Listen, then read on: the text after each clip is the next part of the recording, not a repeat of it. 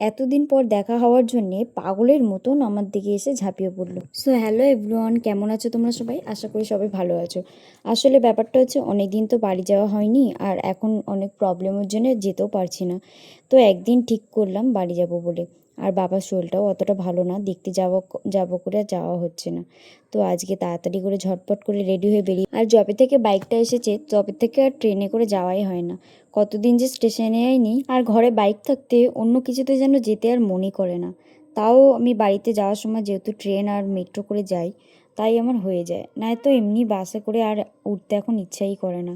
বাড়ি থেকে ডিস্টেন্স বেশি না হওয়াতে একটা খুব সুবিধা, খুব তাড়াতাড়ি পৌঁছে যেতে পারি বাড়িতে। আর এই যে মিষ্টির দোকানে এসে কিছু মিষ্টি কিনে নিলাম। প্রবলেম আসার সময় ঠিক চারিদিক থেকেই প্রবলেম আসবে। এখন এমন প্রবলেমে পড়ে গেছি, না আমি বাড়ি থেকে বেরোতে পারি, না বাড়িতে এসে দুদিন থাকবো তারও আমার হাতে সময় আছে।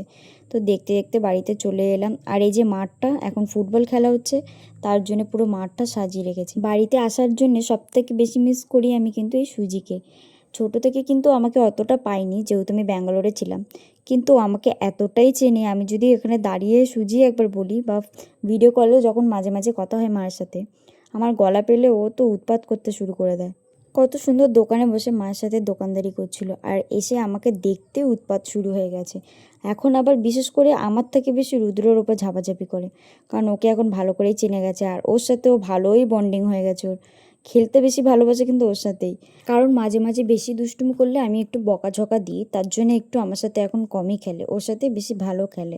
আর মায়ের এদিকে ঝাপাঝাপি করতে করতে মায়ের হাতে লেগে গেছে হুট করে। যতক্ষণ না ও নিজের মনে শান্তি পাচ্ছে ততক্ষণ কিন্তু এরকম উৎপাতও করতেই থাকবে। ওরা বলতে না পারলেও কিন্তু ওদের আবভাবে ওরা প্রকাশ করে দেয় যে কতটা ভালোবাসে একজনকে। তাই আমার মতে আমি তো সাজেস্ট করবই, যদি ঘরে মানুষ থাকুক আর না থাকুক, ঘরে অবভিয়াসলি একটা ডগ রাখাই উচিত। কারণ মানুষকে মূল্যবান সময় দিলে কিন্তু তার ফেরত নাও পেতে পারো, কিন্তু এদেরকে দিলে অবভিয়াসলি তুমি রিটার্নে কিছু না কিছু পাবে। আর এই যে আমার গুণধর বোন, সে নাকি এখন ডায়েটে চলছে আর এদিকে পিৎজা খাচ্ছে। সো বাই এভরিওয়ান, পরের ব্লগে আবার দেখা হবে।